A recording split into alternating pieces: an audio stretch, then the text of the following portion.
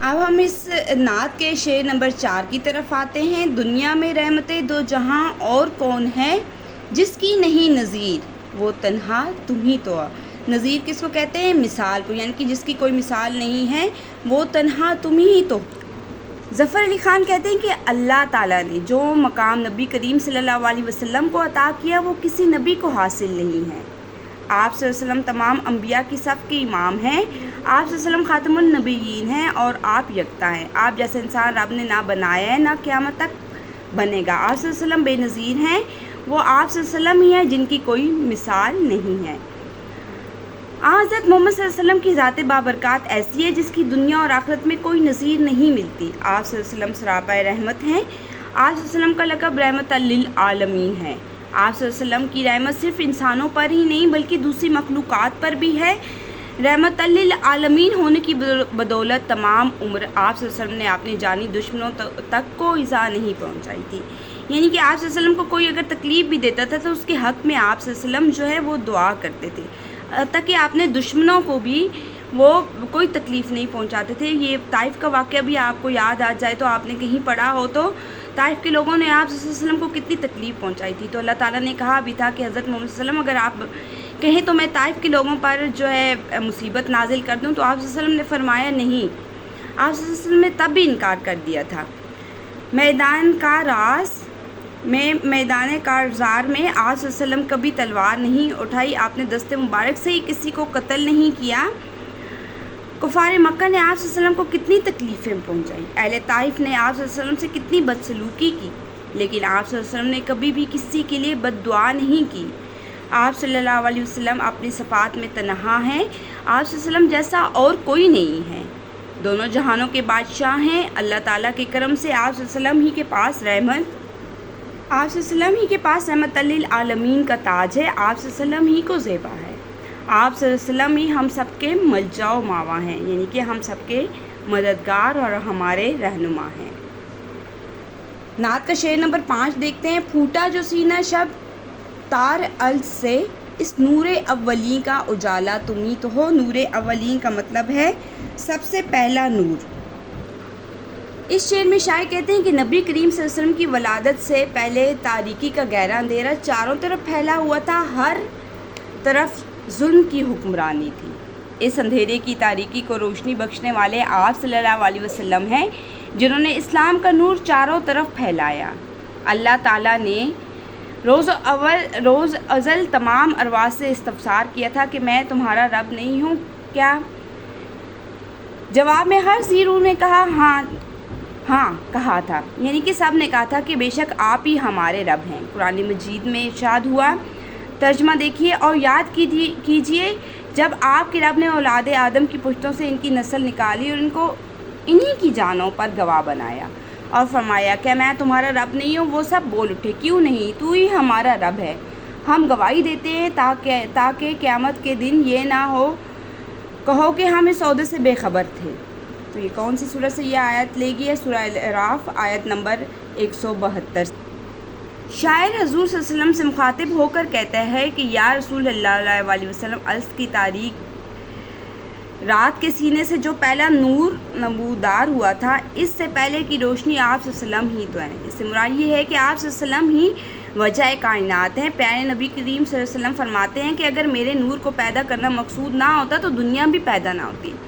سبحان اللہ، کیا خوب یہ جملہ ہے کہ اگر حضرت محمد صلی اللہ علیہ وسلم کے نور کو پیدا نہ کرنا ہوتا تو یہ دنیا بھی نہ بنی ہوتی۔ یہ دنیا بھی آپ صلی اللہ علیہ وسلم ہی کے لیے بنائی گئی۔ آپ صلی اللہ علیہ وسلم ہی کی وجہ سے اس کائنات میں روشنی ہے۔ شاعر کہتا ہے کہ آپ پیارے نبی صلی اللہ علیہ وسلم، آپ صلی اللہ علیہ وسلم ہی کا نور سب سے پہلے پیدا ہوا اور یہ وہ اجالا تھا جو یوم الست میں دکھائی دیا۔ حدیث قدسی ہے کہ ترجمہ ہے، اے نبی صلی اللہ علیہ وسلم، آپ کو پیدا نہ کرتا تو یہ کائنات نہ پیدا کرتا۔ اللہ تعالیٰ نے کیا ارشاد فرمایا کہ اے نبی کریم صلی اللہ علیہ وسلم، اگر آپ کو پیدا نہ کرتا تو یہ کائنات بھی نہ پیدا ہوتی۔ نعت کا آخری شعر، جلتے ہیں جبرائیل کے پر جس مقام پر، اس کی حقیقتوں کے شناسہ تم ہی تو ہو۔ یہ غزل کا 6واں شعر ہے اور اس غزل کے نظم کا یہ 6واں شعر ہے اور اس نظم کے 7 شعر ہے۔ ہم شعر نمبر 6 کی تشریح دیکھتے ہیں۔ اس شعر میں شاعر نے معراج کے واقعہ کو تلمیح کے طور پر استعمال کیا ہے۔ عرش پر جب نبی کریم صلی اللہ علیہ وسلم اللہ سے ملاقات کے لیے گئے تو سدرۃ المنتہا کے مقام پر حضرت جبرائیل علیہ السلام رک گئے۔ ان کو اس سے آگے جانے کی اجازت نہیں تھی ورنہ ان کے پر جل جاتے، مگر اللہ نے اپنے پیارے حبیب صلی اللہ علیہ وسلم کو اس سے آگے کے رازوں سے بھی واقف کروایا۔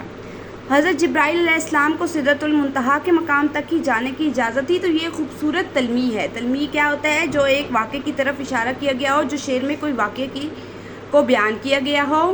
تو یہ وہ والا واقعہ ہے جب حضرت محمد صلی اللہ علیہ وسلم جو ہیں وہ معراج کے پر گئے تھے اور اللہ تعالیٰ سے عرش پر ملاقات کی تھی۔ وہاں سدرۃ المنتہا کے مقام پر سے آگے حضرت جبرائیل علیہ السلام کو بھی اجازت نہیں تھی جانے کی، تو وہ بھی اس مقام سے آگے نہیں گئے۔ وہ اللہ کے بعد اس دنیا کے ہر راز سے واقف ہے۔ کون واقف ہیں؟ جو اللہ تعالیٰ کے حبیب حضرت محمد صلی اللہ علیہ وسلم ہیں۔ انہوں نے پیارے حبیب صلی اللہ علیہ وسلم کو اس سے آگے کے رازوں سے بھی واقف کروایا۔ دراصل شاعر یہاں اس واقعے کو استعمال کر کے آپ صلی اللہ علیہ وسلم کی شان بیان کر رہے ہیں۔ پیارے نبی کریم صلی اللہ علیہ وسلم کی حیات طیبہ آدمیت کا سراپا عروج ہے۔ آپ صلی اللہ علیہ وسلم کا وہ مقام و مرتبہ فہم و خط سے ماورا ہے۔ حضور صلی اللہ علیہ وسلم خاتم النبیین اور خیر المرسلین ہیں۔ آپ صلی اللہ علیہ وسلم باعث تخلیق کائنات ہیں۔ اللہ تعالیٰ نے انسانیت کی اصلاح کے لیے 1,24,000 پیغمبر مبعوث فرمائے۔ آپ صلی اللہ علیہ وسلم کو جو مقام و مرتبہ اور فضیلت حاصل ہوئی وہ کسی اور نبی یا رسول صلی اللہ علیہ وسلم کے حصے میں نہ آئی۔ آپ صلی اللہ علیہ وسلم کو معراج کی سعادت نصیب ہوئی۔ آپ صلی اللہ علیہ وسلم جب معراج کے لیے تشریف لے گئے تو راستے میں ایک مقام سدرۃ المنتہا پر جبرائیل علیہ السلام نے اپنی بے بسی کا اظہار کر دیا۔ اگر میں یہاں سے آگے ذرا سا بھی جاؤں تو میرے پر جل جائیں گے۔ جس مقام کی حقیقت سے جبرائیل علیہ السلام بھی ناآشنا تھے، آپ صلی اللہ علیہ وسلم اس کی رفتوں سے واقف ہیں، کیونکہ آپ صلی اللہ علیہ وسلم جبرائیل علیہ السلام کو وہیں چھوڑ کر خود آگے نکل گئے۔ نعت رسول صلی اللہ علیہ وسلم کا آخری شعر: سب کچھ تمہارے واسطے پیدا کیا گیا، سب غایتوں کی غایت اولا تم ہی تو ہو، سب غایتوں کی غایت اولا تم ہی تو ہو۔ اب یہاں غایت اولا سے مراد ہے اولین مقصد یا بنیادی مقصد۔ شاعر اس شعر میں کہتا ہے کہ دنیا کی تخلیق کا مقصد نبی کریم صلی اللہ علیہ وسلم، اللہ تعالیٰ نے اس کائنات کی ہر شے نبی کریم صلی اللہ علیہ وسلم کے لیے بنائی۔ اگر وہ نہ ہوتے تو یہ جہاں بھی نہ ہوتا، اور دنیا کے وہ نیک شخص سے زیادہ بہترین اور نیک حضرت محمد صلی اللہ علیہ وسلم ہیں۔ ان کا رتبہ باقی سب تمام انسانوں سے بہت زیادہ ہے۔ اس شعر میں شاعر اس حقیقت کی طرف اشارہ کرتے ہیں کہ حضور صلی اللہ علیہ وسلم کی وجہ تخلیق کائنات ہے۔ اے رسول صلی اللہ علیہ وسلم، کائنات میں اللہ تعالیٰ نے جو کچھ پیدا کیا وہ آپ صلی اللہ علیہ وسلم ہی کے لیے پیدا کیا گیا۔ تمام وجوہات کی پہلی وجہ آپ صلی اللہ علیہ وسلم ہی کی ذات بابرکات ہے۔ دنیا میں جو چیز بھی پیدا کی گئی اس کا کوئی نہ کوئی مقصد ضرور ہے۔ اس کائنات کی تخلیق کا مقصد یہ ہے کہ آپ صلی اللہ علیہ وسلم کو پیدا کرنا مقصود تھا۔ دنیا کی تمام رنگینیاں اور رہنائیاں آپ صلی اللہ علیہ وسلم ہی کے دم قدم سے ہیں۔ اللہ تعالیٰ نے انسانوں میں سب سے زیادہ افضل آپ صلی اللہ علیہ وسلم کی ذات بنائی، اور سب سے بڑا اعزاز تو یہ ہے کہ آپ صلی اللہ علیہ وسلم کسی ایک قوم، علاقے یا ملک کے لیے نہیں آئے، بلکہ آپ صلی اللہ علیہ وسلم کا پیغام تمام دنیا تک پہنچا۔ آپ صلی اللہ علیہ وسلم ایسی تعلیمات لائے جو آج بھی اتنی قابل عمل ہیں جتنی آج سے 1400 سال پہلے تھی۔